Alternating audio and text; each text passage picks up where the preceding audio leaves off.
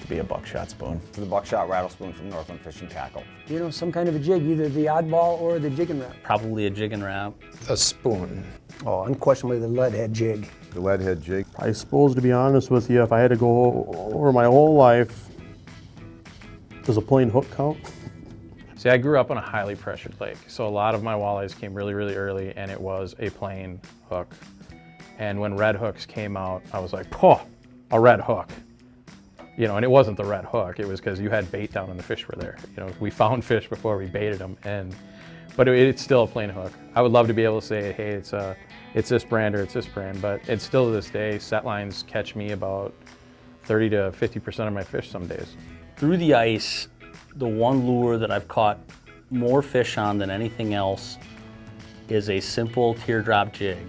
When we were kids, we used to take little willow leaf blades that you could order from a catalog, take a soldering iron and a little tiny gold hook, and you'd sit there and you'd make up hundreds of them. You'd dip them in paint. And going back in time, I've caught so many fish on tiny little basic teardrops, no name. But more recently, if I had to say past 15 years, probably a jig and wrap. Through the ice, there's just nothing that thing won't catch. I mean, you get a small one and perch and crappies, you get a little bit bigger one, walleyes, pike love it, trout will eat it. It's pretty much as versatile as it gets.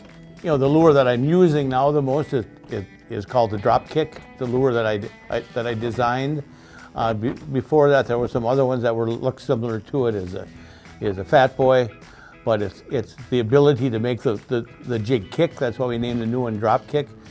And a simple little thing like rotating the knot around the eye of the jig so the knot is closer to the point of the hook, so that the jig kicks instead of bounces.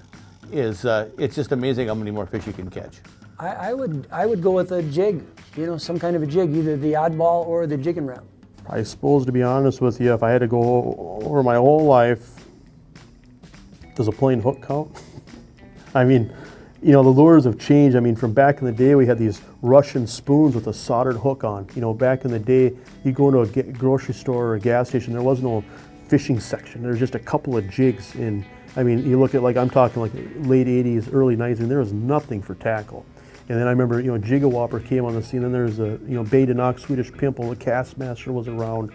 And, you know, a lot of the stuff was just stuff that we applied for ice fishing. I don't know if it was made for that, but it worked. And then all of a sudden, you know, Northland came along and, you know, made a lot of techier stuff just for ice fishing. And, you know, and then Lindy was there, and, you know, Systems Tackle. And, you know, there was a lot of players that contributed to the ice tackle scene. You know, Clam came on the last couple of years with some really techie stuff that, you know, was really kind of a high-end premium tackle line.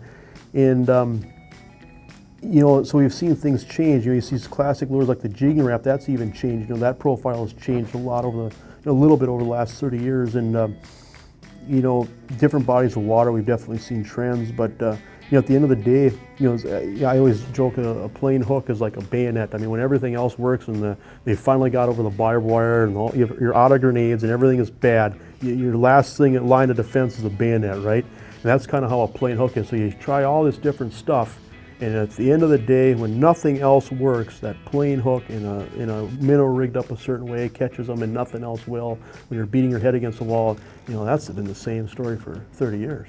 So if there's one thing that's always worked, you know, I guess as simple as this, that would be it. The one lure I've caught more fish on than any other through the ice, no questions asked, is the buckshot rattle spoon from Northland Fishing Tackle. Whether I'm fishing bluegills, crappies, perch, walleyes, all the way to lake trout, I've got a buckshot rattle spoon that I can apply to that, and I still do keep it in each one of those boxes.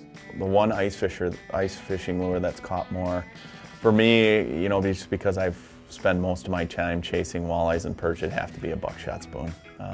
It's hard to, I can go up to Canada and catch big crappies on a buckshot spoon, I can catch walleyes, I can catch perch.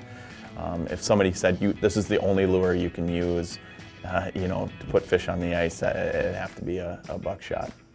The Whistler jig is something that I've used wading in rivers. I've used a Whistler in saltwater. I've used a Whistler everywhere. In tournaments, pitching the banks of the Missouri River in Bismarck. I've used it in brush on Oahe. I've pitched them out on Erie, all over Minnesota. And the Whistler jig I've used since I was a kid. I can't believe it's existed that long. And like, I'm really old right now, but I want to say the Whistler jig is probably the best, and I've used it under the ice. It's probably one of the best kept secrets that's going to come out again and again. But the Whistler jig spins, flutters, flashes, and it's a jig. It's simple, and it works all the time. Get a 3 or 4 inch minnow plastic bait on a jig or a twister tail, and just about anywhere and everywhere you go, from the ocean to the Great Lakes to inland, it's been a fish catcher since I was a little kid. A jig and a plastic. I would say it's a spoon. You know, I'd have to, in the early part of my life, it was a Swedish pimple. But I think that's because there weren't a lot of spoons, and the pimple was a good spoon. And I added a lot of stuff on it, put extra flickers on it and all that kind of stuff.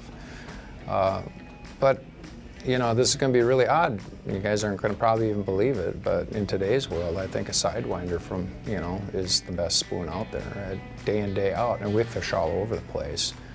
And, you know, it absolutely shines every place you go, from Mille Lacs to Winnipeg to Erie to you name it. You know, an Acme Sidewinder is a stellar bait. In fact, it got to the point so much where I could hardly find any last year. And I called up the guys from Acme and said, "You guys realize you're sitting on one of the best ice fishing lures around, and I'm having a very difficult time finding them. Please don't close this spoon out." And I see that they, you know, came out with a whole big lineup of them again. Because the head marketing guy said, "No, I don't realize that." He went out and fished them last winter and just slaughtered fish. He says, "I never even knew that." So that's kind of a funny deal. So I'm going to pick a little different spoon. New age technology, the clam flutter spoon with that hair treble. I've fished walleyes my whole career. Very few times have I ever been able to catch them without a minnow head or a minnow on the spoon. And you can do it with that bait. It's an absolute rocket type of action you've got to put on it. Way more aggressive than anyone in the ice fishing world's ever thought before. I learned it from John Hoyer, who is kind of a young pioneer. He's like Corey Springle. You know, he's a younger guy that likes to push the envelope. And so I think you'll see more and more, you know, lures along those lines. But yeah, it's cool watching some of the new things. But overall, for me, right now, it's still the Sidewinder. Man, I would probably have to say a Fiska these days. I've got some that I have just worn out.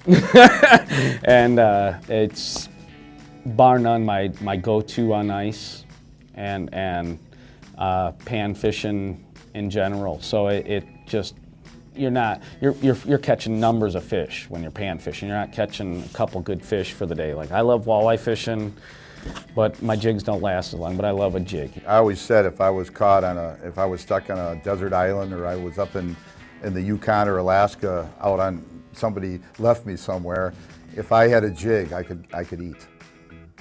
That's the way I look at it. I mean, I think it's the most versatile bait that was ever developed, and there's a lot of different concepts about jigs, but day in and day out, the leadhead jig is the #1 lure.